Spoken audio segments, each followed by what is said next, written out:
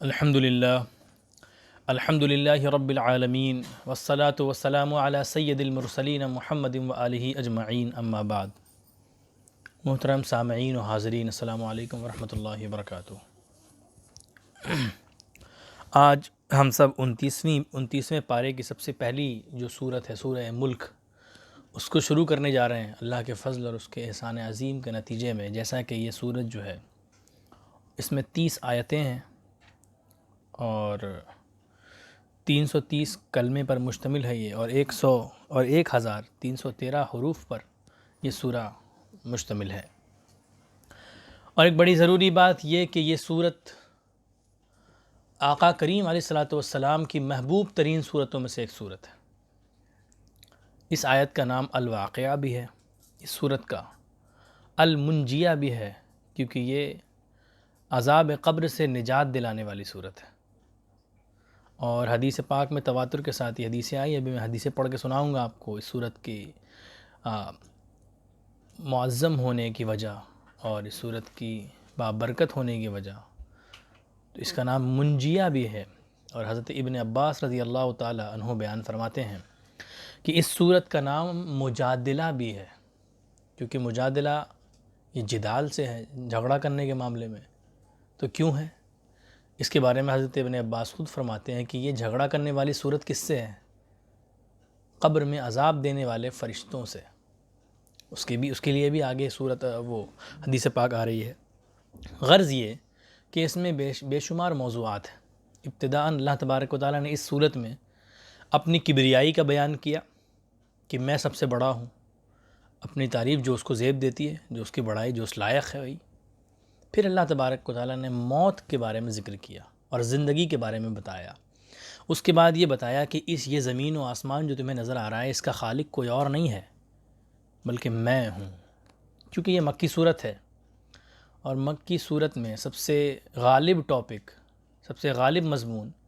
اور سب سے زیادہ جس چیز کا بیان ہوتا ہے مکی صورتوں میں، وہ اللہ کی توحید، عذاب اور کافروں کو دعوت الی اللہ والرسول،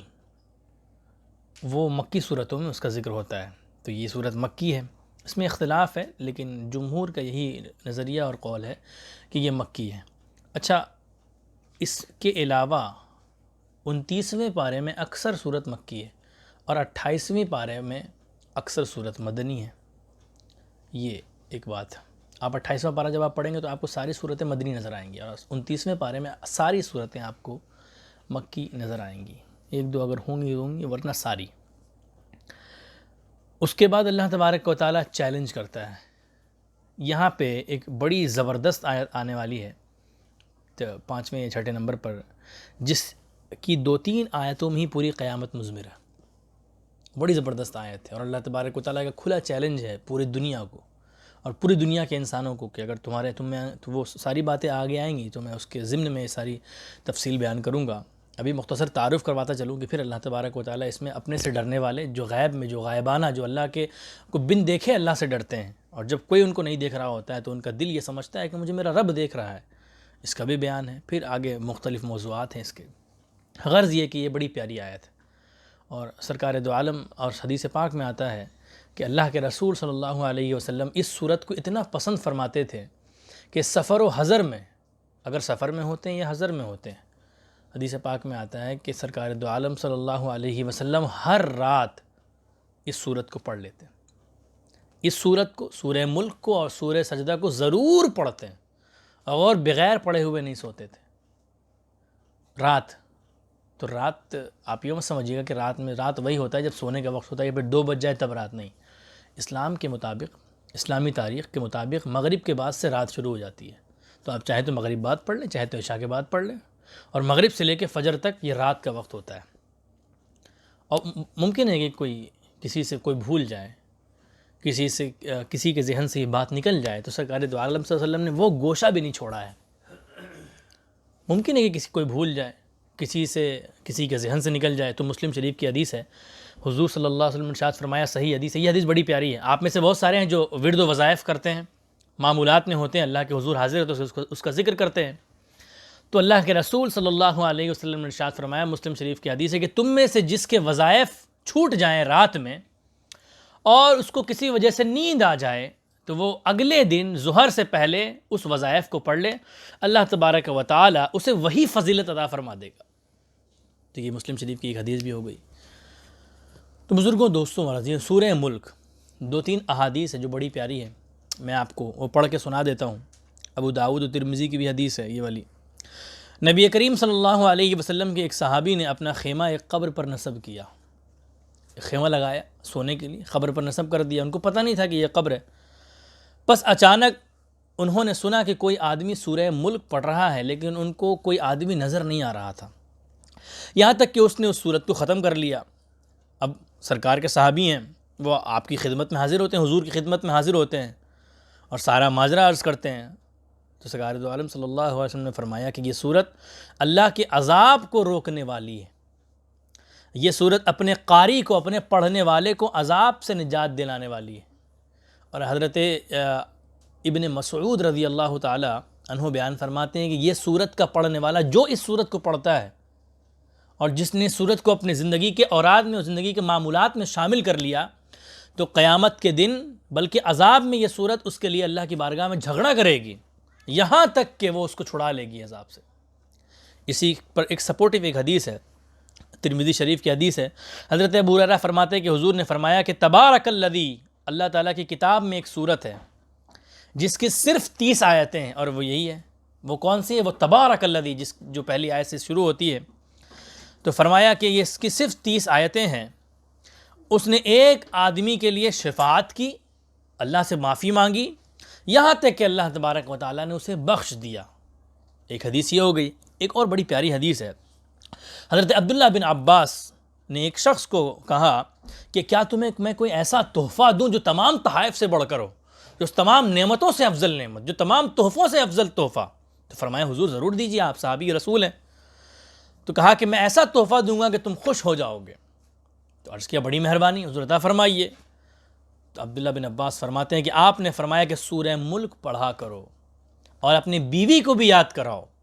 اور اپنے بچوں، اپنی ساری اولادوں کو یاد کراؤ اور اپنے گھر کے بچوں اور اپنے پڑوسیوں کو بھی یاد کراؤ، کیونکہ یہ سورت عذاب قبر سے نجات دلانے والی سورت ہے۔ یہ قیامت کے دن اپنے رب کے حضور اپنے پڑھنے والے کے لیے جھگڑا کرے گی، یہاں تک کہ جھگڑ کر اللہ سے چھڑا لے گی۔ اور حضرت انس بن مالک رضی اللہ تعالی حضور نے فرمایا کہ میں اس بات کو بہت پسند کرتا ہوں کہ میری امت کے ہر مرد و زن کو یہ سورت یاد ہو۔ اب احادیث کا سلسلہ ہو چکا ہے، میں شروع کرتا ہوں آیت، اس سے پہلے ایک حدیث اور سنا دوں۔ حضرت انس بن مالک رضی اللہ تعالی عنہ نے بیان فرمایا کہ میں نے ایک عجیب خواب دیکھا۔ لوگوں کو مخاطب کیا، سب نے پوچھا کہ آپ نے کون سا خواب دیکھا، بتائیے ہم سب کو۔ انہوں نے کہا کہ میں نے دیکھا کہ ایک شخص ہے جو گنہگار ہے اور قبر میں لیٹا ہے، اب اس کے پیر کی طرف سے جو زمین ہے وہ زمین کھلتی ہے اور اللہ کا عذاب زمین کو چیرتے ہوئے اس شخص کو لپکنے کے لیے آتا ہے، یہاں تک کہ سورہ ملک پرندوں کی صورت میں جاتی ہے اور اس عذاب کو روک دیتی ہے اور کہتی ہے کہ اس شخص سے نہ ملو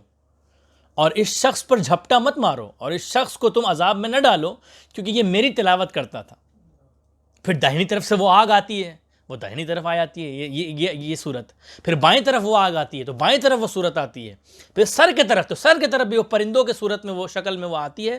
اب یہاں پر جب چاروں سمت وہ صورت حفاظت کرتی ہے اس شخص کا جو اپنے قبر میں ہوتا ہے اور عذاب میں مبتلا ہونے والا ہوتا ہے اپنے گناہوں کی بنا پر، لیکن سورہ ملک پڑھتا ہے، تو وہ یہ سورہ ملک یہ صحیح حدیث میں ہے، کوئی قصہ کہانی نہیں سنا رہا، یہ صحیح حدیثوں میں آتا ہے۔ فرمایا حضرت انس نے کہ وہ کہہ رہی ہے عذاب کو اور عذاب کے فرشتوں کو کہ اے عذاب کے فرشتوں، میں تمہیں اس شخص سے ملاقات کرنے نہیں دوں گی یہ آیت، یہ سورت،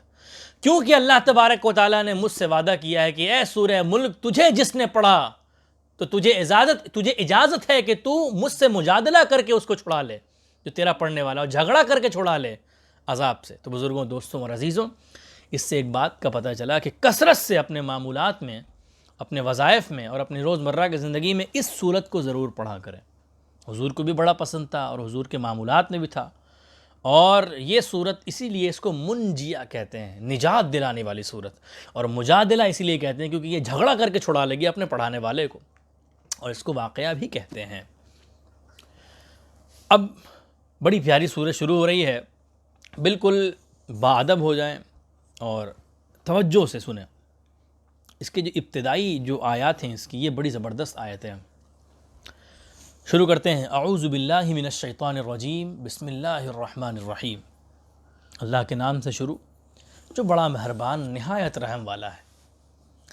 تبارک الذی بیدہ الملک، سب سے پہلی آیت ہی نا اٹینشن میں ڈال دیتی ہے انسان کو، اور ایک سچے مومن کا رواں کپ کپانے لگتا ہے۔ پہلی آیت ہی بڑی زبردست، اللہ کی قدرت، اس کی قہاریت، اس کی سلطنت اور اس کی طاقت کی طرف اشارہ ہے۔ فرمایا تبارک الذی بیدہ الملک وہو علی کل شیء قدیر، منزہ اور بابرکت اور برتر ہے وہ ذات جس کے قبضہ قدرت میں دونوں جہان کی بادشاہی اور ملک و سلطنت ہے، جو دونوں جہان کا مالک، دونوں جہان کا بادشاہ، دونوں جہان کا پیدا کرنے والا، اس کی ذات بڑی بابرکت، بڑی منزہ اور بڑی احسان عظیم کرنے والی ہے۔ اس کا یہ معنی ہے، تبارکہ کا ورڈ یہ جو لفظ ہے تبارکہ کا، یہ کسی بھی بشر کے لیے بولنا جائز نہیں، یہ حضور، یہ اللہ تبارک و تعالیٰ کے لیے ہی خاص ہے کہ بابرکت ہے وہ ذات، منزہ ہے سارے عیب سے، سارے گناہ سے، کہ اللہ تبارک و تعالیٰ کی ذات میں کوئی عیب نہیں، کوئی کمی نہیں، کوئی کجی نہیں، ورنہ تو ہر انسان کے اندر کمی ہے، ہر انسان سے بھول ہوتی ہے، چوک ہوتی ہے، لیکن اللہ تبارک و تعالیٰ سے کبھی بھی بھول و چوک نہیں ہوتی۔ اس نے جو کر دیا اس کا فیصلہ ہی حرف آخر ہوتا ہے، اس کی بات حرف آخر۔ اب اللہ تبارک و تعالیٰ فرماتا ہے کہ سارے دونوں جہان کی بادشاہی اس کے قبضہ قدرت میں ہے۔ یہاں پہ بید، ید کا لفظ ہے، بیدہ الملک،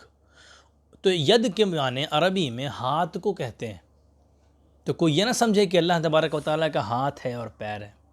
اس کا لٹرلی میننگ جو لغوی معنی ہے ید کا، وہ ہاتھ ہے۔ تو ترجمہ اگر لغوی اعتبار سے کرے تو یہ ہوگا کہ منزہ اور برتر ہے وہ ذات جس کے ہاتھ میں دونوں جہان کی بادشاہی ہے۔ تو اللہ تبارک و تعالیٰ کے لیے ہاتھ کا تصور جائز نہیں، ہم اپنے ہاتھ پر اس کے ہاتھ کو قیاس نہیں کر سکتے، بلکہ ترجمہ یہ ہوگا کہ اس کے قبضے قدرت میں ہے، اس کی شایان شان ہے اس کا ہاتھ، ہمارے ہاتھ پر تھوڑی قیاس کریں گے اسے۔ ایک بات تو، اور اسی طریقے سے شرح آداب المریدین میں مکتوب میں جہاں شیخ شرف الدین یحییٰ منیری قدس سرہ العزیز نے بھی اسی طریقے سے وجہ اللہ اور ید اللہ کی تفسیر کی ہے، اور انہوں نے فرمایا ہے کہ وجہ اللہ قرآن میں بھی آیا یعنی اللہ کا چہرہ لغوی معنی، اور ید اللہ بھی آیا ہے یعنی اللہ کا ہاتھ۔ تو اب کہتے ہیں کہ اللہ نے فرمایا کہ میں نے آدم کو اپنے ہاتھ سے پیدا کیا، تو مخدوم جہاں سوال کرتے ہیں کہ اللہ تبارک و تعالیٰ کے پاس قدرت کا لفظ نہیں تھا، ہم کیوں ترجمہ کرتے ہیں کہ یہ اللہ کے دست قدرت سے ہوا؟ اللہ کے دست قدرت میں ہے، اس کی مرضی تھی، اس کے پاس سارے الفاظ تھے، وہ چاہتا تو کہہ دیتا کہ اس کی ساری شہنشاہی اس کی قدرت میں، ہاتھ کا لفظ کیوں استعمال کیا تخلیق آدم میں؟ تو مخدوم جہاں فرماتے ہیں اسی لیے کیا کیونکہ لوگوں کو، کیونکہ حضرت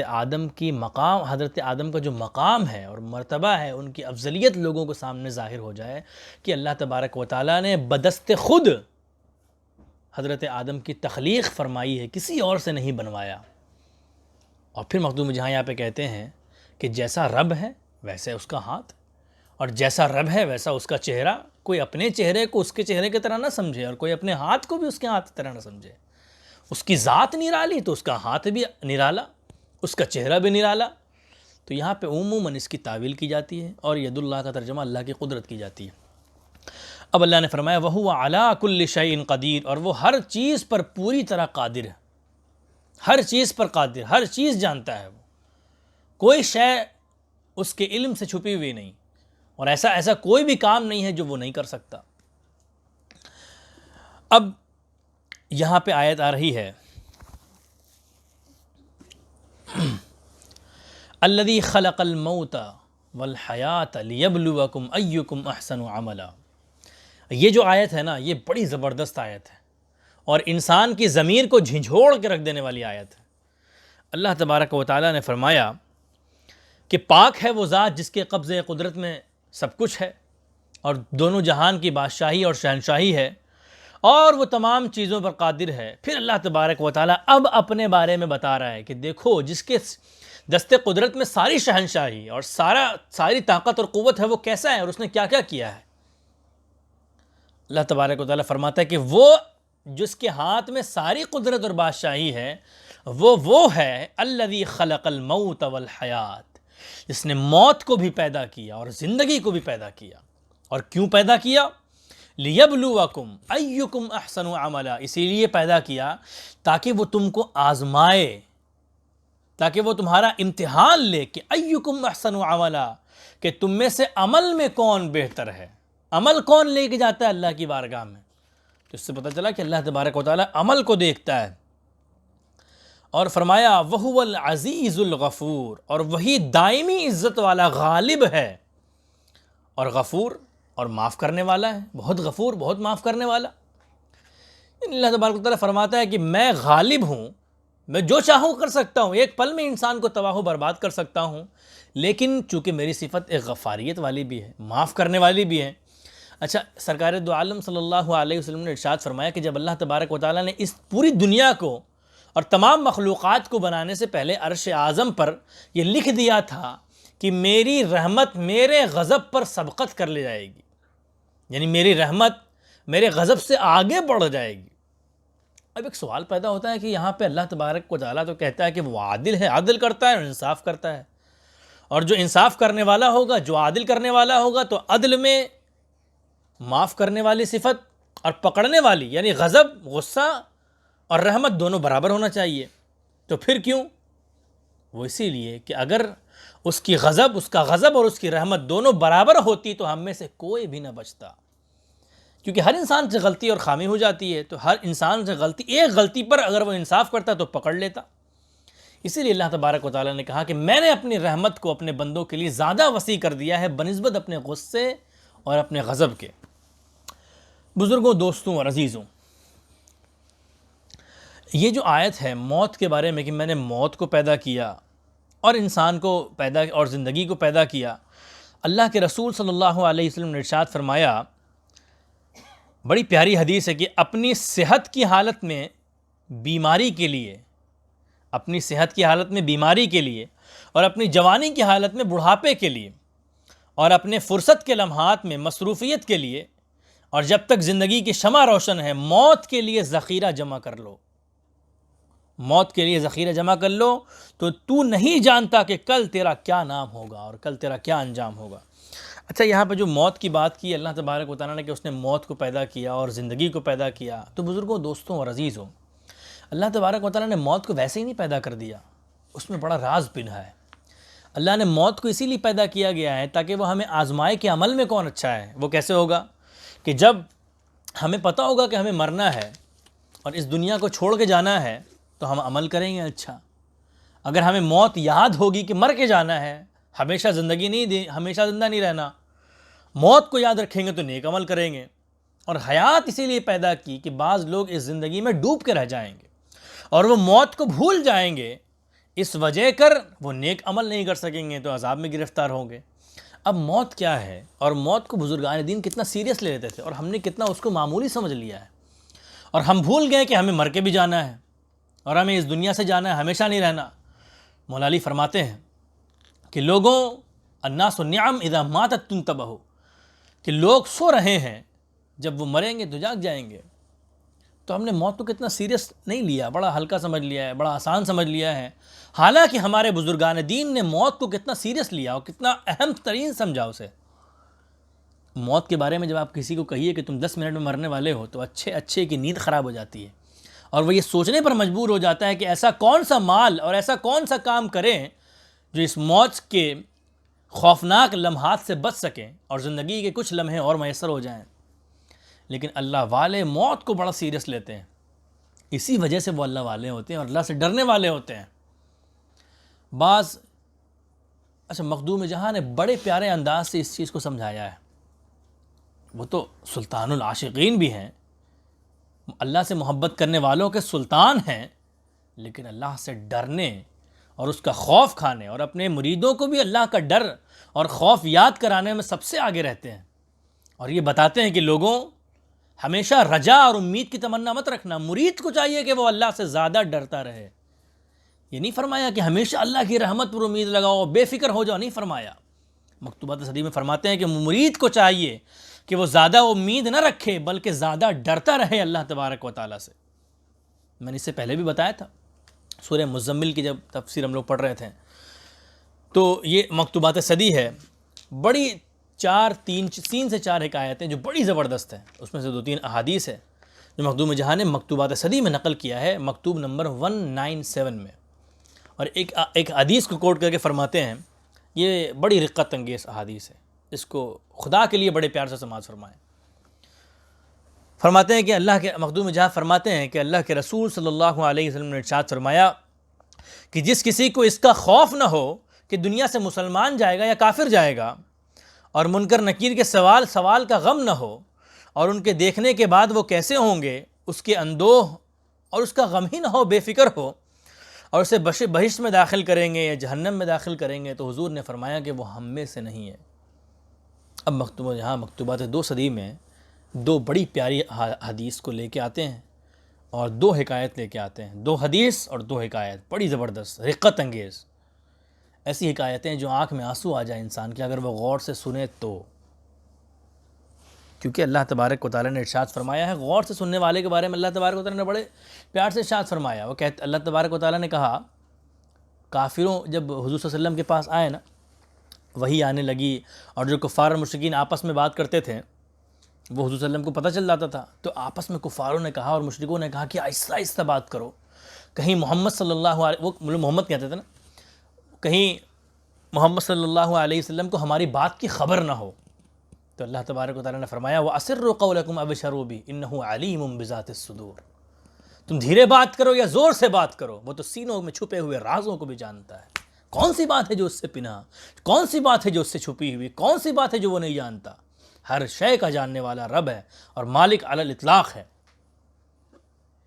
اور ایک جگہ اور اللہ تبارک و تعالیٰ نے ارشاد فرمایا انما یستجیب الذین یسمعون والموتى یبعثهم اللہ، بے شک بات کو وہی سنتے ہیں اور قبول کرتے ہیں جو سنتے ہیں، اور جو نہیں سنے گا وہ قبول کہاں سے کرے گا؟ والموتى یبعثهم اللہ، اور جو نہیں سنتے وہ مردہ ہیں، یبعثهم اللہ، اللہ تبارک و تعالیٰ قیامت کے دن ان کو اٹھائے گا۔ پھر تو توجہ سے سماعت کریں، یہ قرآن ہے، کوئی کھیل مذاق کی چیز نہیں ہے، توجہ سے سماعت فرمائے۔ حضرت ابو ہریرہ مخدوم جہاں ارشاد فرماتے ہیں، حضرت ابو ہریرہ رضی اللہ تعالیٰ عنہ کا جب آخری وقت آیا، آپ رو رہے تھے، زار و قطار رو رہے تھے،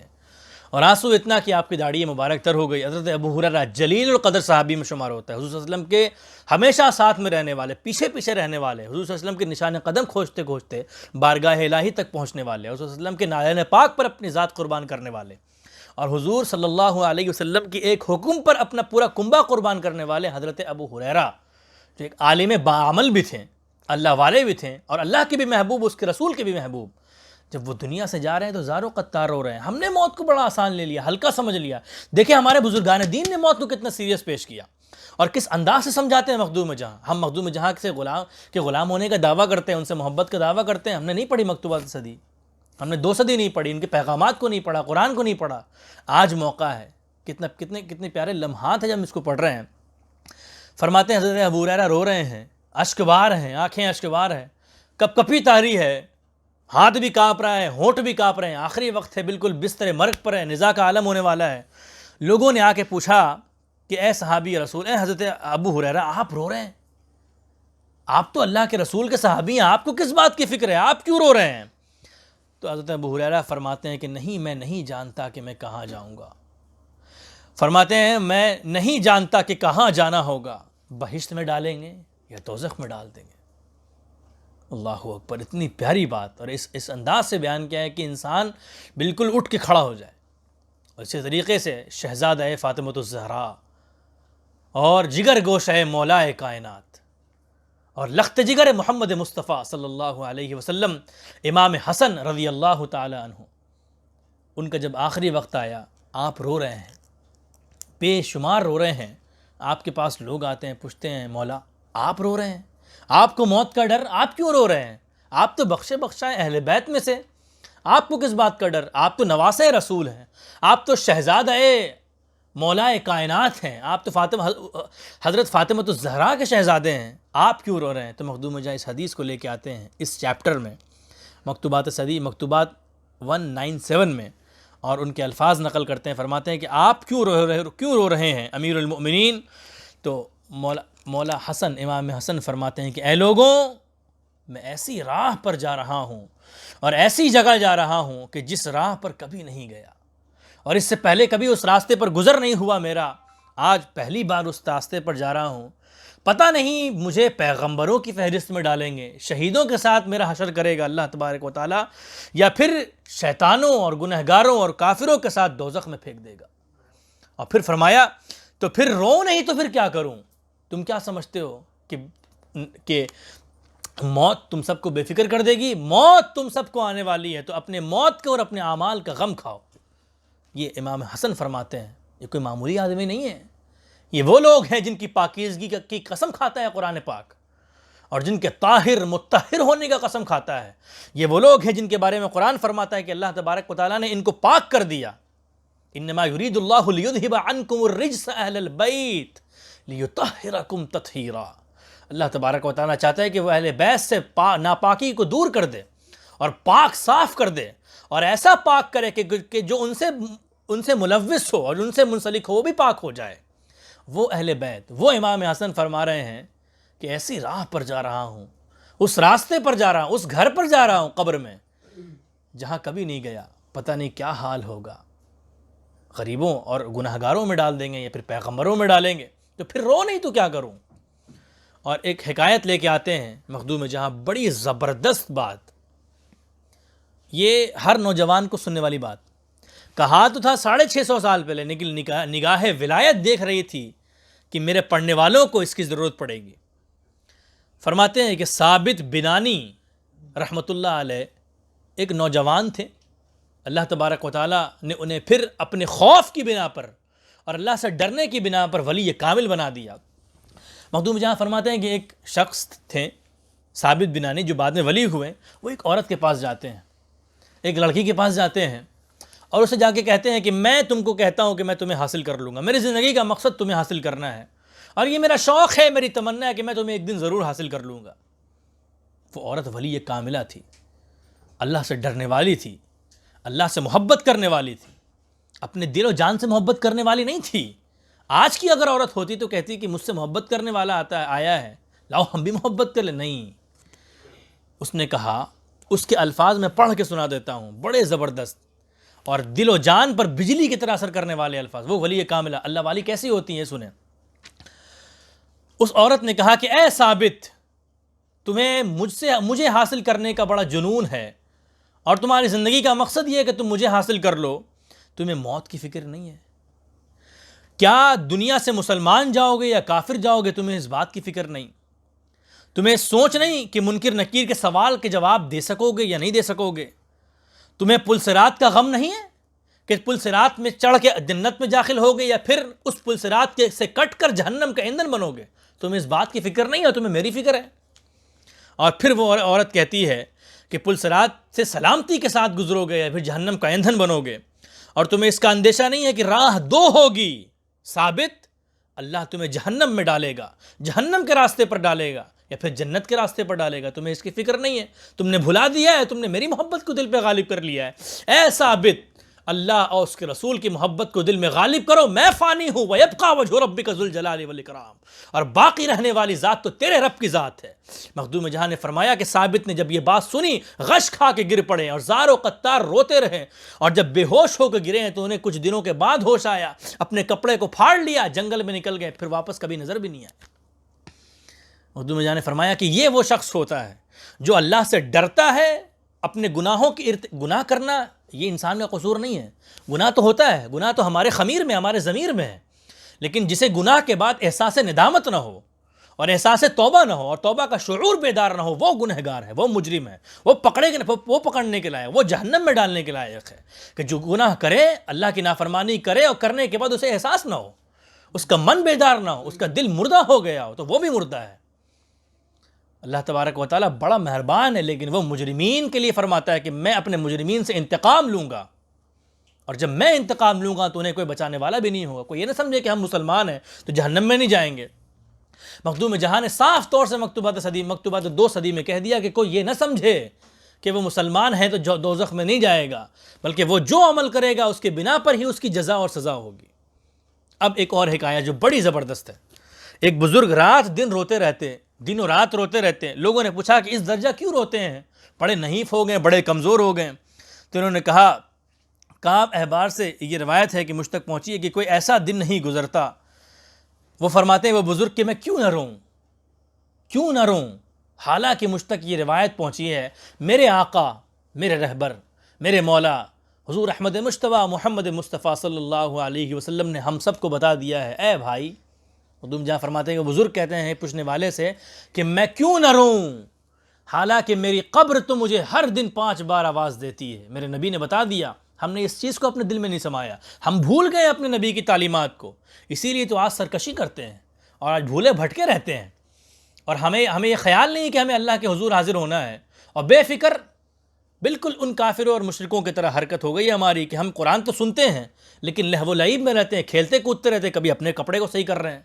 قرآن پڑھا جا رہا ہے لیکن کبھی خیال بھی نہیں آتا کہ غور سے سنیں اللہ کیا فرما رہا ہے. اللہ ہم سے کہہ رہا ہے، کسی اور سے نہیں کہہ رہا. اللہ نے فرما دیا اقتربت الساعۃ وانشق القمر، بے شک قیامت کی گھڑی قریب آ گئی اور چاند پھٹ گیا. تم اس بارے میں غور نہیں کرتے. اقترب للناس حسابهم وهم في غفلة معرضون، کہ لوگوں کے لیے ان کے حساب کا وقت قریب آ گیا، وہ غفلت میں ہے، کھیل کود میں ہے. یہ ساری آیتیں قرآن پاک کی ہیں. اور اللہ نے فرمایا انما الحیات الدنیا لعب ولہو وزینۃ وتفاخر بینکم وتکاثر فی الاموال والاولاد. اے لوگوں، دنیا کی زندگی تو کھیل تماشا ہے، مال کی کثرت، آل و اولاد کی کثرت،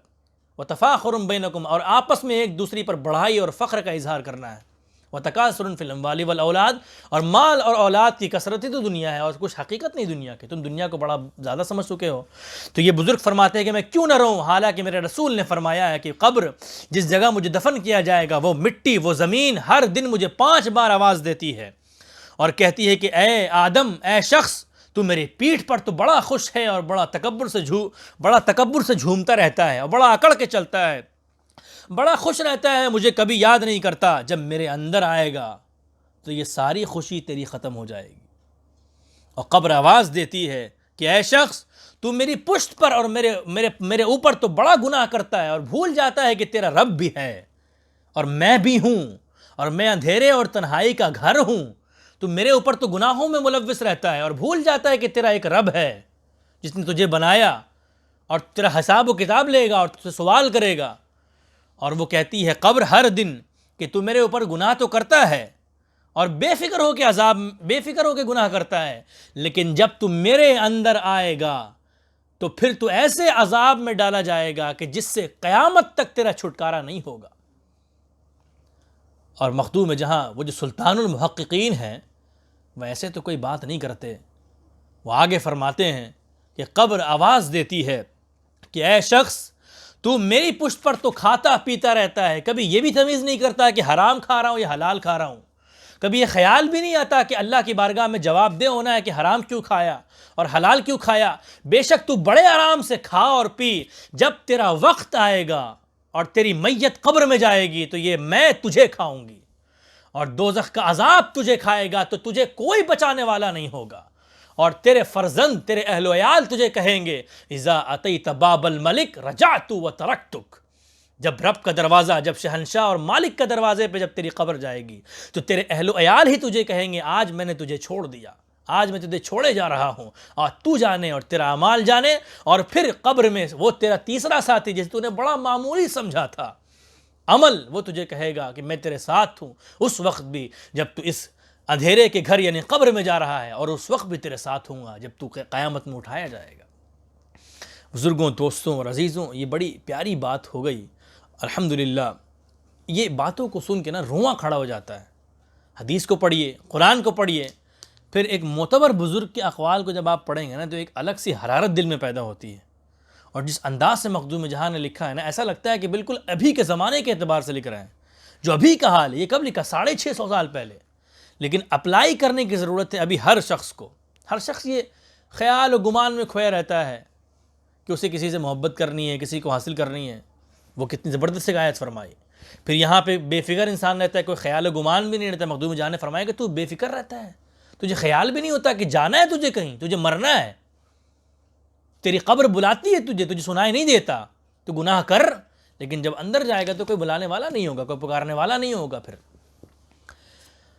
تو یہ ایک بڑی پیاری بات ہو گئی، الحمدللہ علی نعمائہ، الحمدللہ علی افضالہ۔ اب اللہ تبارک و تعالیٰ فرماتا ہے کہ میں کون ہوں، میری قدرت کو یاد کرو اور سمجھو کہ تمہارا رب کتنا طاقتور ہے۔ اب یہاں پہ اللہ تبارک و تعالیٰ کا کھلا چیلنج پوری دنیا کے سامنے آ رہا ہے۔ اللہ تبارک و تعالیٰ نے فرمایا کہ میں کون ہوں، الذی خلق سبع سماوات طباقا، جس نے بنائے ہیں 7 آسمان، ایک آسمان کے اوپر دوسرا، دوسرا کے اوپر تیسرا، تیسرے کے اوپر چوتھا، پانچواں، چھٹا، ساتواں، اس کے اوپر عرش اعظم۔ فرمایا کہ میں وہ ہوں جس نے آسمانوں کو بنایا اور اس میں طبقات ہیں اس میں۔ اور اب اللہ تبارک و تعالیٰ یہاں پہ چیلنج کرتا ہے، ما تری فی خلق الرحمن من تفاوت، تمہیں نظر نہیں آئے گا رحمان کی آفرینش، رحمان کی بنائی ہوئی چیز میں کوئی بھی خلل۔ اب اللہ کہتا ہے اے لوگوں، تو یہ سمجھتا ہے کہ میں کچھ بناتا ہوں اور میری، یہ کفار اور مشرکین سے خطاب ہے، مکے والوں، کیونکہ وہ جھٹلاتے تھے قرآن کی آیتوں کو۔ تو فرمایا کہ تو مجھے کوئی اہمیت نہیں دیتا، حقیقت تو یہ ہے، فرجع البصر، اپنی نگاہوں کو گھما اور دیکھ، یہ جو میں نے بنایا ہے آسمان و زمین، یہ ساری مخلوقات جو میں نے بنائی ہے، اب اللہ تبارک و تعالیٰ نے کیا کیا؟ یہ آیت نازل فرمانے سے پہلے دنیا کے سارے نقادوں کو بلایا، ساری تنقیر کرنے والے، تنقیص کرنے والے، نکتہ چینی کرنے والوں کو بلایا اور کہا کہ آؤ اور بار بار آؤ۔ اب یہاں پہ آگے ذکر آ رہا ہے، میں اس کو پڑھ کے پھر اس کی تشریح کرتا ہوں۔ فرمایا کہ رحمان کی آپ بناوٹ میں تجھے کوئی خلل نہیں نظر آئے گا، فرجع البصر، تو ذرا پھر نگاہ اٹھا کے دیکھ، حل تری من فطور، تو کیا تجھے کوئی نقطہ، کوئی کمی نظر آئی اللہ کی مخلوق میں اور اللہ کی بناوٹ میں، اس کی آفرینش میں؟ ثم ارجع البصر، پھر نگاہ اٹھا کے دیکھ۔ 3 بار فرمایا نگاہ اٹھا کے دیکھ، کیا نظر آیا کوئی چیز، کوئی کمی، کوئی کجی اس کی بناوٹ میں جو اس نے بنایا؟ کوئی کمی نظر آئی؟ تیری بناوٹ میں کمی ہو سکتی ہے، اس رحمان کی بناوٹ میں کوئی کمی نہیں۔ فرمایا پھر اٹھا کے دیکھ، ثم ارجع البصر کرتین، فرمایا بار بار نظر اٹھا کے دیکھ، ینقلب الیک البصر خاسئا وهو حسیر، اللہ نے فرمایا کہ تو بار بار نظر اٹھا کے دیکھ، آخر میں تیری نظر شرمندہ ہو کر اور تھک ہار کر، وہ تیری نگاہ جو تو ادھر ادھر دیکھ رہا تھا وہ تیری ہی طرف پلٹ آئے گی۔ اب اللہ تبارک و تعالیٰ نے پوری دنیا کے نقادوں کو بلایا اور چیلنج کے ساتھ کہا کہ اے لوگوں، دیکھو میری مخلوق کو اور میری تخلیق کو اور میری بناوٹ کو، کہیں بھی ایک کمی اور کجی نظر آ جائے تو بتاؤ، یا پھر اس جیسی کوئی چیز بنا کے دکھاؤ جو میں نے بنائی ہے۔ ایک اور آسمان بنا کے دکھا دو، کوئی اور زمین بنا کے دکھا دو، کوئی پیڑ بنا کے دکھا دو، نہیں بنا سکتے، ایک چوٹی بھی نہیں بنا سکتے تم۔ اور پھر اللہ تبارک و تعالیٰ فرماتا ہے تم عمر بھر نقص تلاش کرتے رہو اور نقص تلاش کرنے میں دوڑے دوڑے مارے پھرتے رہو، اللہ کی بناوٹ میں نقص نہیں تلاش کر سکتے۔ اب اللہ تبارک و تعالیٰ یہ پوچھتا ہے کہ کوئی کیا ہے تم میں سے کوئی جو یہ کہے کہ آسمان اتنا اونچا نہیں ہونا چاہیے تھا اور ستارے ایسے نہیں ہونے چاہیے تھے اور چاند کو ایسا ہونا چاہیے تھا اور سورج کو ایسا ہونا چاہیے؟ نہیں، وہ جو اس نے کر دیا وہی حرف آخر، اس نے بنا دیا وہی آخری، اس کی بات ہی آخری بات، اس کی خالقیت والی صفت وہی آخری تخلیق۔ اب اللہ پوچھتا ہے، بولتا ہے کہ تم جب ادھر ادھر دیکھو گے تو تمہاری آنکھ تھک ہار کر تمہاری طرف آ جائے گی کہ تم اپنے آپ کو دیکھو۔ یہ بڑی بڑی تخلیق تو چلو دوسری چیز ہے، اپنے آپ کی طرف تو توجہ کرو کہ میں نے جو تمہیں بنایا ہے، تم میں سے ہے کوئی ایسا جو مجھ سے یہ کہے اور یہ سوال اٹھائے کہ نہیں آنکھ کو یہاں ہونا چاہیے تھا اور کان کو یہاں پہ ہونا چاہیے اور منہ کو یہاں پہ ہونا چاہیے اور زبان جو ہے وہ کان سے نکلنی چاہیے؟ نہیں، تم نہیں کر سکتے۔ جو بنا دیا وہی حرف آخر ہے، تو تم اپنی ضد کے بنا پر اپنا سر پھوڑ لو، لیکن اپنے رب کی طرح کسی چیز کو نہیں بنا سکتے۔ ہوا احسن الخالقین، قرآن میں جگہ آتا ہے ہوا احسن الخالقین، وہ سب سے بہتر اور سب سے زیادہ خوبصورت بنانے والا معبود ہے۔ تو سجدہ کرو اس کو اور ضد مت کرو، کیونکہ تم نہ اس کی طرح بنا سکتے ہو نہ اس کی طرح ہو سکتے ہو، نہ تمہارے کوئی معبود اس کی طرح بنا سکتے ہیں، چاہے یہ پوری دنیا ہو چاہے تم کیوں نہ ہو۔ یہ اتڑیوں کا نظام، یہ دل کا نظام، یہ خون کا دوران، یہ ساری چیزیں اللہ تبارک و تعالیٰ نے بنایا ہے کہ انسان کے جسم میں کتنی نسیں ہوتی ہیں۔ کوئی انسان روبوٹ تو بنا سکتا ہے انسان، لیکن اس میں روح نہیں ڈال سکتا، اس میں اتنی سارے نسیں پیدا نہیں کر سکتا، اس کا دل نہیں بنا سکتا۔ اگر دل کا نظام ذرا بھی گڑبڑ ہوتا ہے، بلکہ دل تو چھوڑے پیٹ کا نظام ذرا گڑبڑ ہوتا ہے اور دست آنے شروع ہو جاتے ہیں تو انسان پریشان ہو جاتا ہے، یہاں تک کہ بہت سارے لوگ مر بھی جاتے ہیں۔ تو اللہ تبارک و تعالیٰ اگر اس نظام کو درست نہ رکھے تو ہمارا کیا حال ہوگا؟ اب اللہ فرماتا ضد نہ کرو اور اسلام قبول کر لو اور مجھے اپنا معبود مان لو۔ اب اللہ تبارک و تعالیٰ نے ارشاد فرمایا یہاں پہ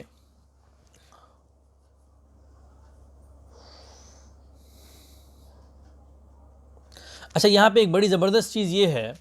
کہ اللہ تبارک و تعالیٰ نے کہا کہ بار بار دیکھو، یہ نہیں فرمایا کہ ایک ہی بار دیکھو، 3 بار فرمایا۔ پہلے کہا کہ دیکھو، فرمایا پھر دوبارہ دیکھو، نظر آیا کچھ، پھر کہا کہ پھر بار بار دیکھو، تمہاری آنکھ تمہاری طرف واپس لوٹ جائے گی۔ اس کی وجہ کیا ہے؟ اس کی وجہ یہ ہے کہ ایک بار دیکھنے سے، اگر کوئی چیز ہم ایک بار دیکھیں، جھٹکے سے دیکھیں اور دوبارہ نہ دیکھیں تو اس کے عیوب اور قبائح منکشف نہیں ہوتے۔ لیکن اگر ہم کسی چیز کو بار بار غور سے دیکھتے ہیں، اس پر توجہ ڈالتے ہیں، اس پر نگاہ ڈالتے ہیں، باریک بینی سے دیکھتے ہیں اور غائر نظر سے دیکھتے ہیں، غایت نظر سے دیکھتے ہیں تو اس کی حقیقت کھل کر سامنے آتی ہے۔ تو اللہ نے فرمایا کہ تم بار بار دیکھو، کہیں تمہارے اندر شک نہ ہو، اور بار بار دیکھ کے بتلاؤ کہ میری تخلیق کی طرح کوئی تخلیق ہے، کوئی بنانے والا ہے، نہیں ہے۔ اب آگے چلتے ہیں۔ اب یہاں پہ اللہ تبارک و تعالیٰ ارشاد فرماتا ہے وَلَقَدْ زَيَّنَ رب اللہ کون ہے؟ تمہارا معبود کون ہے؟ وَلَقَدْ زَيَّنَّا السَّمَاءَ الدُّنْيَا، اور بے شک ہم نے قریبی آسمان کو چراغوں سے آراستہ کر دیا۔ وَلَقَدْ زَيَّنَّا السَّمَاءَ الدُّنْيَا بِمَصَابِيحَ، اور میں نے آسمان کو چراغ کے ذریعے روشن کر دیا۔ یہ تو مثال دیا ہے ہمارے لیے، ہمارے سمجھنے کے لیے، تاکہ چراغ کا مطلب کیا؟ چراغ سے مراد یہ ہے کہ ستارے، چراغ روشنی کے لیے ہوتا ہے، ستارے بھی اسی لیے ہوتے ہیں۔ تو فرمایا کہ میں نے چراغ کو روشن کر دیا اور آسمان کو سجا دیا اور خوبصورت بنا دیا۔ اچھا، یہاں پہ جو اللہ تبارک و تعالیٰ نے فرمایا کہ میں نے آسمان کو روشن کر دیا اور چراغ جلا دیا، پھر فرمایا وَجَعَلْنَاهَا رُجُومًا لِلشَّيَاطِينَ، اور بنا دیا ہے انہیں شیطانوں کو بھگانے کا ذریعہ۔ شیطان کو دو کام ہیں ستاروں کے بنانے کا، ایک یہ کہ خوبصورت بنانا تھا، دوسرا یہ کہ شیطانوں کو بھگانے کے لیے، جو شہاب ثاقب کے ذریعے ہوتا ہے۔ اور فرمایا وَأَعْتَدْنَا لَهُمْ عَذَابَ السَّعِيرِ، یہ جو سجانے والی بات کی ہے تو اللہ تبارک و تعالیٰ نے چونکہ ہماری دنیا کے آسمان کو، یہ سارے آسمان کے ساتھ نہیں کیا، صرف پہلے آسمان دنیا، تو فرمایا کہ میں نے آسمان دنیا کو سجا دیا ہے ستاروں کے ذریعے، تو ستاروں سے بہت سارے کام لیے جاتے ہیں۔ اب آپ ذرا غور کریں اور سوچیں کہ یہ جو ستارے، اب آپ اگر یہ روم ہے، لائٹ بند کر دیں تو آپ میں سے کوئی ایسا ہے جو اپنی چھت کو دیکھتا ہو؟ اندھیری چھت کو نہیں دیکھتا۔ تو اللہ تبارک و تعالیٰ نے آسمان کو اپنی قدرت کے اظہار کے لیے ستاروں کے ذریعے سجا دیا ہے کہ لوگوں میری قدرت کو دیکھو کہ میں نے ستاروں کو، اتنے سارے ستارے میں نے بنائے کہ تم گن بھی نہیں سکتے، اور اگر یہ ستارے ماند پڑ جائیں، وہ قرآن میں آیا نا کہ جب قیامت آئے گی تو یہ ستاروں کی روشنیاں ختم ہو جائیں گی اور سارے ستارے جھڑ جائیں گے اور گر جائیں گے۔ تو کہا کہ یہ ستارے میں نے بنائے تاکہ تم اس کو دیکھو اور تمہیں اچھا لگے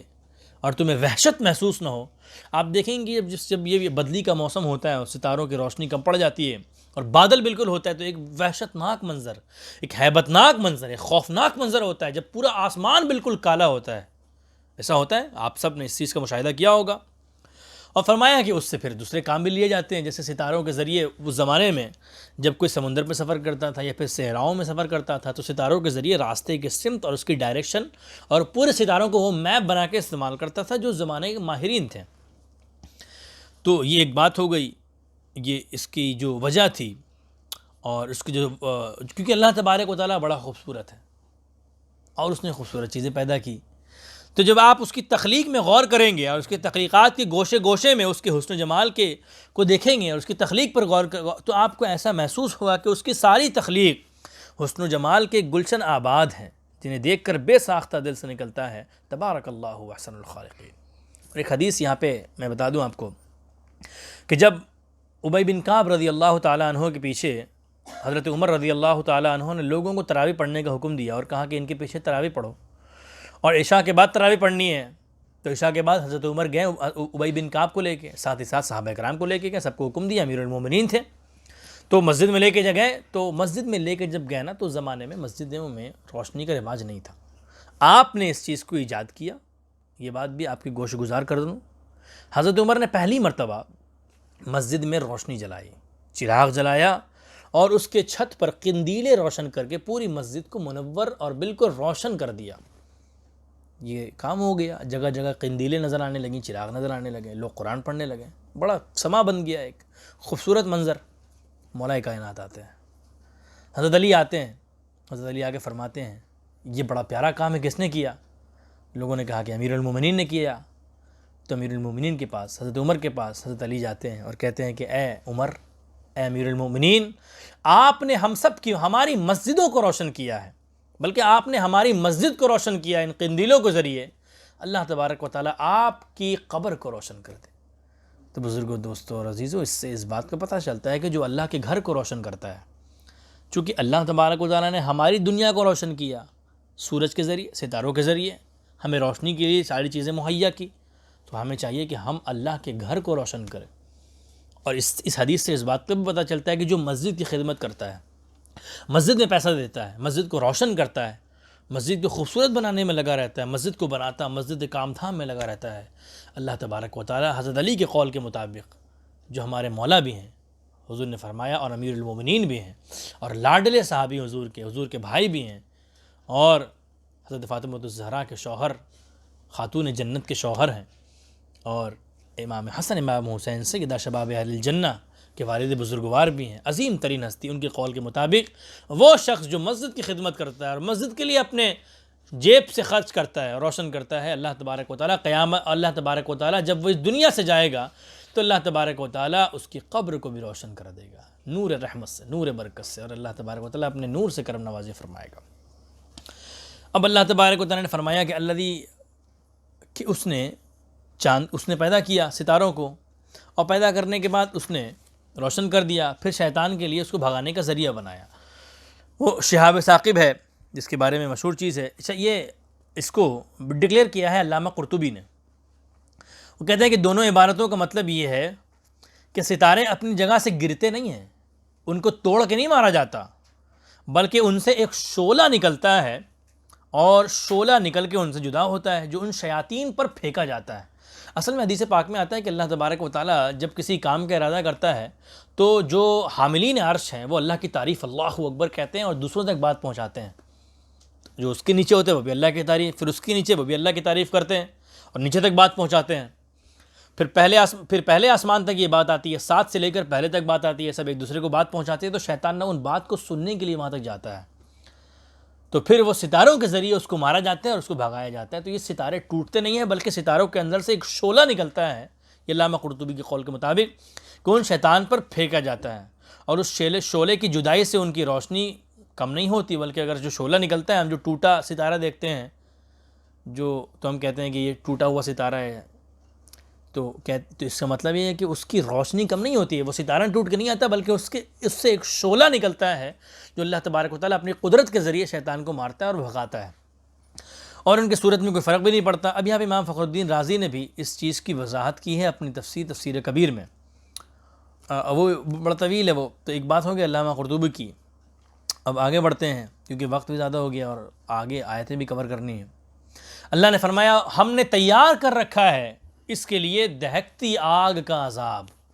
جو ہماری آیتوں کا انکار کرتا ہے اور بالکل سیریس نہیں لیتا موت و حیات کے کانسیپٹ کو،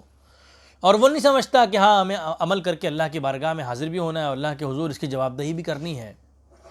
اچھا، پچھلی آیت میں ایک بات چھوٹ گئی بتانا جو بڑی اہم ہے۔ اللہ تبارک و تعالیٰ نے فرمایا کہ ہم نے موت اور زندگی کو اس لیے پیدا کیا تاکہ تم کو آزمائیں۔ ابتلا، آزمانا، کسی کو پرکھنا، کسی کا امتحان لینا اسی لیے ہوتا ہے تاکہ اس کی حقیقت سمجھ میں آئے کہ یہ کتنے پانی میں ہے، اس نے پڑھا ہے یا نہیں پڑھا ہے۔ امتحان اسی لیے ہوتا ہے کہ اس نے پڑھا یا نہیں پڑھا ہے، کسی کا بھی ٹیسٹ ہوتا ہے اسی لیے ہوتا ہے نا، تاکہ یہ سمجھ میں آ جائے کہ اس کو نالج کتنی ہے، اس نے پڑھا ہے یا نہیں پڑھا ہے، نصاب مکمل کیا نہیں پڑھا ہے۔ اب یہاں پہ ایک سوال یہ ہے کہ اللہ تبارک و تعالیٰ کو تو ازل سے ابد تک کا علم ہے کہ کون نیک ہے، کون کیا کرے گا، کون نہیں کرے گا، اس کو تو ساری چیزیں معلوم ہے، تو پھر اللہ تبارک و تعالیٰ آزماتا کیوں ہے، امتحان کیوں لیتا ہے؟ حالانکہ امتحان تو اسی لیے ہوتا ہے تاکہ حقیقت سامنے آ جائے، اور اس کے سامنے سب کی حقیقت ہے. تو پھر اللہ تبارک و تعالیٰ کیا آزمائش کا معنی کیا ہے؟ تو اس کا جواب دیتے ہوئے مفسرین فرماتے ہیں کہ اس کا مطلب یہ ہے، اس کی وجہ یہ ہے، اس میں جو حکمت اور مصلحت پوشیدہ ہے وہ اسی لیے ہے کہ اللہ تبارک و تعالیٰ اگر بغیر امتحان کے اور بغیر کو دنیا کو بنائے ہوئے اگر کسی کو ایسے ہی جنت میں داخل کرے گا اور جہنم میں ڈالے گا تو کوئی یہ نہ پوچھے کہ اس کو کیوں جنت میں ڈالا اور اس کو کیوں دوزخ میں ڈالا. اس نے دنیا کو بنایا اور ہم سب کو جینے کا موقع دیا، حالانکہ اس کو ساری چیزیں پتہ ہیں، اور قیامت میں وہ یہ بتا سکے کہ دیکھو اس کو اس لیے ڈالا کیونکہ یہ نیک عمل کرتا تھا، اور اس کو اس لیے جہنم میں ڈالا کیونکہ یہ برا عمل کرتا تھا. اسی وجہ سے اللہ تبارک و تعالیٰ نے یہ دنیا کی تخلیق کے اوپر نظام چلایا ہے. اب اللہ تبارک و تعالیٰ فرماتا ہے کہ ہم نے تیار کر رکھا ہے ان کے لیے دہکتی آگ کا عذاب، وَلِلَّذِينَ كَفَرُوا بِرَبِّهِمْ عَذَابُ جَهَنَّمَ وَبِئْسَ الْمَصِيرُ، اور جنہوں نے انکار کیا اپنے رب کا ان کے لیے عذاب جہنم ہے، وَبِئْسَ الْمَصِيرُ، اور جہنم بڑی بری اور لوٹنے کی جگہ ہے، بڑی بری جگہ ہے. وَبِئْسَ الْمَصِيرُ، اور جہنم بہت بری اور بیکار اور بہت خراب لوٹنے کی جگہ ہے. اور فرماتے ہیں اللہ تبارک و تعالیٰ نے فرمایا اذا القوا فیہا سمعوا لہا شہیقا وہی تفور. اللہ نے فرمایا کہ جب وہ اس میں کافر اور مشرکین پھینکے جائیں گے اور گنہگار جہنم میں پھینکے جائیں گے، سماعت فرمائیں، تو فرمایا کہ سمعوا لہا شہیقا وہی تفور، تو اس کی زوردار گرج سنیں گے اور وہ جو جوش مار رہی ہوگی. تکاد تمیز من الغیظ، اللہ نے فرمایا کہ جب وہ اس میں پھینکے جائیں گے اور جھونکے جائیں گے تو اس کی زوردار گرج سنیں گے، وہ جو جوش مار رہی ہوگی. اور تکاد تمیز من الغیظ، ایسا معلوم ہوگا گویا مارے غضب کے پھٹنا چاہتی ہو اور پھٹنے والی ہو وہ بھی جہنم. کلما القی فیہا فوج، یہاں پر ایک بات میں آپ کو بتاؤں کہ یہ جو یہاں پر بات آ رہی ہے کہ وہ جب جہنم میں ڈالے جائیں گے تو جہنم گرج رہی ہوگی، ہمڑ رہی ہوگی. اس میں تین باتیں ہیں. جہنم یہ تو خود بخود بات کر رہی ہوگی ان سے، کیونکہ قرآن میں سورہ قاف میں آیا ہے نا کہ جہنم سے پوچھا جائے گا حلم تلأتی، تو وہ خود اپنے زبان حال سے بیان فرمائے گی، اللہ بیان کرے گی اللہ سے حل من مزید، کہ مجھے اور چاہیے، اور دو، مجھے اور ضرورت ہے، میری غذا ابھی ختم نہیں ہوئی، مجھے اور انسان چاہیے، اور گنہگار چاہیے. تو اس کا مطلب یہ ہے کہ زبان کے دوزخ خود چنگھاڑے گی، اور خود جیسے کوئی غصے میں ہوتا ہے کوئی انسان تو اس غصے کی بنا پر ایک آواز آتی ہے ہبڑنے کی، غصہ کرنے کی، تو جہنم خود بخود غصہ کرے گی. یا یہ کہ اس کے اندر جو جانور ہوں گے، جو عذاب کے فرشتے ہوں گے، اور جو جانور ہمڑے گا، اور جو آگ کا عذاب ہوگا، وہ آگ خود بخود اس کی آواز اتنی ہوگی کہ لوگ ڈر جائیں گے اور ہیبت میں پڑ جائیں گے. ایک تو معنی یہ ہے. اچھا، اب دوسرا معنی یہ ہے کہ نہ آگ ہمڑے گی اور نہ دوزخ آواز دے گی، بلکہ چیخنے اور چلانے کی عذاب ان کی آئے گی جنہیں عذاب دیا جا رہا ہوگا، کہ عذاب اتنا سخت ہوگا کہ وہ گرجیں گے جہنم میں، اور آگ میں جب جلیں گے تو اس قدر چلائیں گے اور اس قدر ان کو تکلیف پہنچے گی کہ ایک شور غوغا ہوگا اور ایک غضبناک اور ہیبتناک اور اندوہناک عذاب ہوگی، کربناک آواز ہوگی، چیخنے کی، چلانے کی، تڑپنے کی، بے چین ہونے کی، لیکن کوئی سننے والا نہیں ہوگا. قرآن میں اللہ تبارک و تعالیٰ نے ارشاد فرمایا ہے وَأَمَّا الَّذِينَ شَقُوا فَفِي النَّارِ لَهُمْ فِيهَا زَفِيرٌ وَهِيَ شَهِيقٌ. اللہ نے فرمایا کہ رہے وہ لوگ جو بد کردار تھے، جو گنہگار تھے، جو شقی تھے، جو اللہ کی نافرمانی کر رہے، یہاں پہ کافروں کے بارے میں نہیں ہے، فرمایا کہ جو اللہ کی نافرمانی کرتے تھے، جو شقی تھے، جو بد کردار تھے، جنہوں نے اللہ کو بھلا دیا تھا اور جو گناہوں میں پڑے رہتے ہیں، فَفِي النَّارِ لَهُمْ فِيهَا زَفِيرٌ وَشَهِيقٌ، وہ تو جہنم میں ہوں گے، وہاں چیخیں گے، پکاریں گے، کوئی سننے والا نہیں ہوگا. اور جو اچھے لوگ ہوں گے، اللہ تبارک و تعالیٰ نے قرآن میں ان کے لیے بھی ارشاد فرمایا لا يسمعون حسیسها، لا يسمعون حسیسها وهم فی مشتہت انفسهم خالدون. اللہ تبارک و تعالیٰ فرماتا ہے کہ لا يسمعون حسیسها، وہ اس کے چیخنے کی، اس کے گرجنے کی ہلکی سی بھی آواز نہیں سنیں گے. لا يسمعون حسیسها، کتنے پیارے انداز سے اپنے محبوبوں کے بارے میں فرماتا ہے. اللہ اتنا قدردان ہے کہ وہ کسی کی اچھائی کو ضائع نہیں کرتا. اللہ نے فرمایا ان الذین آمنوا وعملوا الصالحات لا نضيع اجرا، وہ قرآن کی آیت ہے، ان الذین آمنوا وعملوا الصالحات انا لا نضيع اجر من احسن عملا، کہ جو ایمان لائے اور نیک عمل کیا، ہم ان کے عمل کو ضائع کرنے والے نہیں ہیں، بلکہ فرمایا کہ جو میرے بندے ہوں گے اور جو واقعی مجھے رب مان کر 5 بار 5 وقت میرے حضور سجدہ ریزی کرتے ہوں گے، وہ تو اس کے چیخنے کے اور چلانے کے اور چنگھاڑنے کی آواز نہیں سنیں گے کہ وہ ڈر جائیں، بلکہ وہ کہاں ہوں گے؟ وَهُمْ فِي مَشْتَهَتْ أَنفُسُهُمْ خَالِدُونَ، بلکہ وہ تو اپنی پسندیدہ جگہ اور اپنی وہ جگہ جو انہیں پسند ہوگی وہ اس میں ہمیشہ رہیں گے۔ اور میں یہاں پر آج کی تفسیر کو ختم کرتا ہوں، اور اس سے پہلے ایک بات بیان فرما دوں اس عذاب کے بارے میں جو بڑی ضروری ہے۔ اللہ نے فرمایا کلما القی فیہا فوج سألہم خزنتہا، جب بھی اس میں کوئی جتھا جھونکا جائے گا، جو گروپ ڈالا جائے گا گنہگاروں کا، جہنم میں جب پھینکا جائے گا تو جہنم کے داروغہ ان سے پوچھیں گے، سألہم خزنتہا، تو جہنم کے داروغہ اور محافظین پوچھیں گے الم یأتکم نذیر، کیا تمہارے پاس کوئی ڈرانے والا نہیں آیا؟ تم کیسے آ گئے یہاں پہ؟ تمہیں شرم نہیں آئی؟ یہ اس لیے نہیں ہوگا کہ وہ نرمی سے پوچھیں گے، بلکہ وہ زجر و توبیخ کے لیے پوچھیں گے، ڈرانے والے دھمکانے کے لیے پوچھیں گے، اور انہیں ذلیل و رسوا کرنے کے لیے پوچھیں گے۔ مخدوم جہاں نے اس بارے میں یہاں بڑی پیاری بات فرمائی ہے کہ جو گنہگار ہوں گے انہیں اس لیے دوزخ میں داخل نہیں کیا جائے گا کہ انہیں ذلت و رسوائی چکھنی ہو اور انہیں ذلیل کرنا ہو، بلکہ گنہگاروں کو اسی لیے مخدوم جہاں فرماتے ہیں جہنم میں ڈالا جائے گا تاکہ گناہ کے وجہ کر ان کا جو دامن داغدار ہو گیا ہے وہ جہنم میں ڈال کر اللہ تبارک و تعالیٰ ان کے داغدار دامن کو دھو کے پاک و صاف کر دے گا، اور پاک کر کے پھر رحمت کے پانی سے دھو کے جنت میں داخل کرے گا۔ لیکن اس کے برعکس جہنمیوں کو اور کافرین اور مشرکوں کو اللہ تبارک و تعالیٰ ذلیل اور رسوا کر کے جہنم میں ڈالے گا۔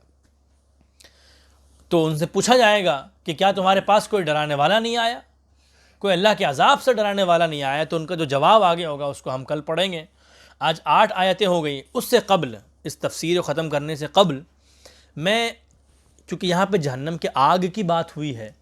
تو آگ کے متعلق مخدوم جہاں شیخ شرف الدین یحییٰ منیری قدس سرہ العزیز جو ہم سب کے مرشد برحق ہیں، بڑے پیارے انداز سے انہوں نے ایک بات بیان فرمائی ہے جو بڑی زبردست ہے، جہنم کے آگ کے متعلق بڑی انفارمیٹیو بات ہے۔ وہ کیا بات ہے؟ وہ 2 باتیں ہیں، چھوٹی بات ہے لیکن 2 بات بڑی اہم ہیں، وہ میں آپ کو پڑھ کے سنا دیتا ہوں۔ فرماتے ہیں کہ دوزخ کو لانے کے لیے فرشتوں کو بھیجا جائے گا، جب کہ دوزخ کو میدان حشر میں لے کے آؤ، تو مخدوم جہاں فرماتے ہیں کہ فرشتے جائیں گے اور کہیں گے اے دوزخ اپنے پروردگار کے فرما بردار بن اور چل، تجھے تیرے رب نے بلایا ہے۔ تو اسے کھینچیں گے اور 70,000 رسیاں اس پر ڈالیں گے اور قیامت کی زمین پر لا کے حاضر کریں گے۔ تو جب وہ 20 سال کی مسافت، وہ بہت دور ہوگی میدان حشر سے، جب اس کو لایا جائے گا اور وہ 20 سال کی راہ مسافت طے کر لے گی تو پھر شرارے چھوڑے گی، چنگاری چھوڑے گی، اور ایسی چنگاری اس جہنم کے اندر سے نکلے گی کہ اس کی چنگاری بڑے بڑے محلات کے مانند ہوگی، اور بڑے محل کے برابر ہوگی اس کی چنگاری۔ اس وقت تمام پیغمبر، یہ سننے والی بات، تمام پیغمبر جو نور کے منبر پہ بٹھائے جائیں گے، تمام پیغمبر اور رسول اللہ کے ڈر سے اور اس کے خوف سے اپنے تخت کو چھوڑ کر، اپنے منبروں کو چھوڑ کر اتر آئیں گے، اور جب وہ اتریں گے اور ساری مخلوق جب جہنم کو دیکھے گی تو مخدوم الملک فرماتے ہیں، مخدوم جہاں فرماتے ہیں کہ ساری مخلوق اپنے اپنے پیغمبروں کے پاس دوڑی دوڑی جائے گی کہ اب مجھے بچا لیجئے، کیونکہ جہنم کو دیکھنے سے پہلے سمجھ میں نہیں آئے گا کہ اللہ کا خوف کیا ہے اور ڈر کیا ہے۔ ہیبت تو ہوگی، لیکن سب سے زیادہ اس چیز کو دیکھ کے ہیبت ہوگی جو اللہ کے قہر، اس کے عذاب اور اس کے جلال کا مظہر ہے، وہ دوزخ۔ تو آ کے کہیں گے اپنے پیغمبروں کو کہ ہمیں بچا لیجئے، تو سارے پیغمبر کہیں گے نفسی نفسی نفسی نفسی، آج تو اللہ تبارک و تعالیٰ بس میری جان بخش دے، میری جان بخش دے، بہت یہ وہی بہت ہے، سوائے ہمارے محبوب کے کہ ہمارے محبوب فرمائیں گے امتی امتی، اے اللہ میری جان تو کوئی شے نہیں، تو میری امت کو بچا لے، میری امت کو بچانا ہی میری جان کو بچانا، میں اسی پر خوش ہوں کہ تو ان گنہگاروں کو بخش دے۔ بزرگوں دوستو، ہم نے کیا کر دیا؟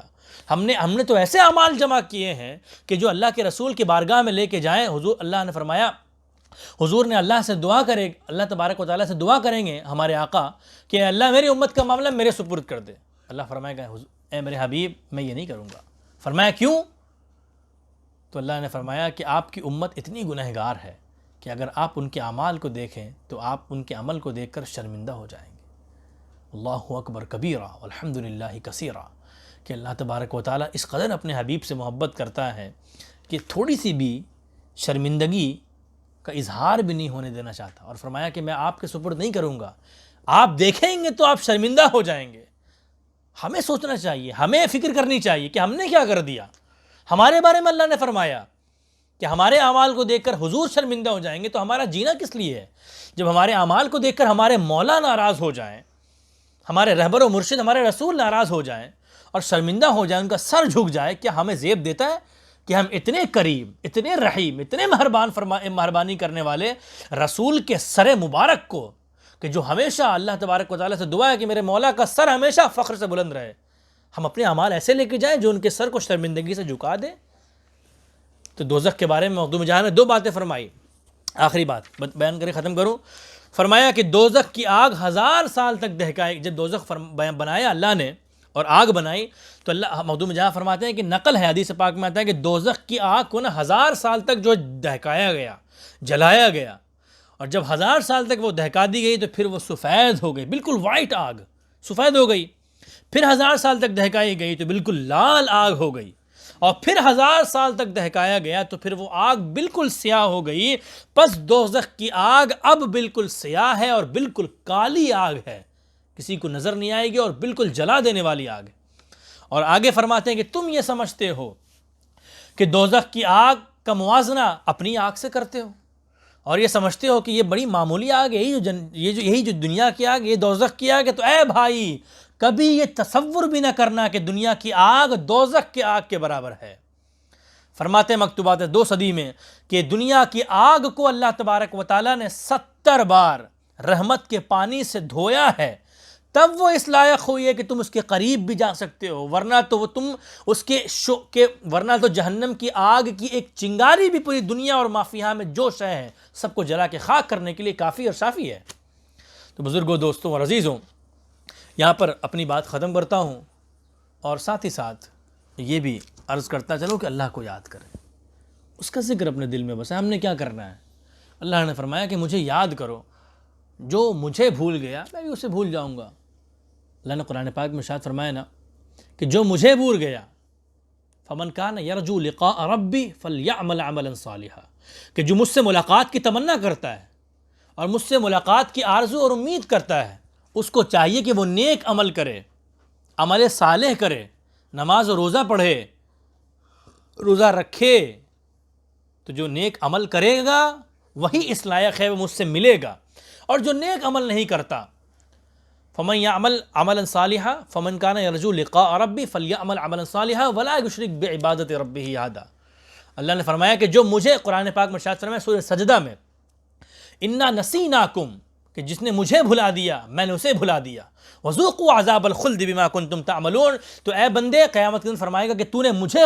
دنیا میں بھلایا تھا اور یہ بھول گیا تھا کہ تجھے میرے سامنے بھی کھڑا ہونا ہے، آج میں تجھے بھول جاتا ہوں، اور جب اللہ بھول جائے گا تو ہمیں کوئی بچانے والا نہیں ہوگا۔ پھر اللہ فرمائے گا وذوقوا عذاب الخلد بما کنتم تعملون، تو نے جو دنیا میں عمل کیا تھا برا عمل، آج اس کے بدلے اس جہنم کا عذاب چکھ، جو عذاب شعلے مار رہا ہوگا، بھڑک رہا ہوگا، اور پھر اس عذاب سے کوئی بچانے والا نہیں ہوگا۔ اللہ تبارک و تعالی ہم سب کو دوزخ کے عذاب سے بچائے، اور سرکار دو عالم صلی اللہ علیہ وسلم کی شفاعت عظمیٰ نصیب فرمائے، اور جو میں نے حق بات بیان فرمائی اور جو قرآن پاک کی تلاوت کی، اللہ تبارک و تعالی ان تمام باتوں کو ہمارے دل میں راسخ فرمائے اور دل میں اس کی جگہ بنا دے، اور اس پر عمل کرنے کی توفیق و رفیق عطا فرمائے۔ اور مولا سے دعا ہے کہ مولا اگر میرے منہ سے کوئی غلط بات نکل گئی ہو تو میں تیری بارگاہ میں تائب ہوں کہ مجھے اگر کوئی غلطی ہو گئی ہو اس تفسیر کے بیان کرنے میں، اس قرآن پاک کے ترجمے تو مجھے معاف فرما۔ وآخر، اور اس یہاں کی حاضری کو بھی قبول فرما،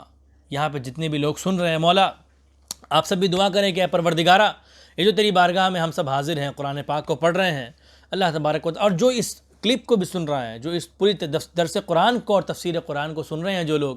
اور جنہوں نے اب سن کر اللہ کو یاد کیا اور ان کے دل میں ایک ایمانی کیفیت پیدا ہوئی، اور ایمان کے نتیجے میں جو شرارے دل میں پھوٹے ہیں ایمان کی روشنی کے، اللہ تبارک و تعالیٰ اس کو قبول فرمائے،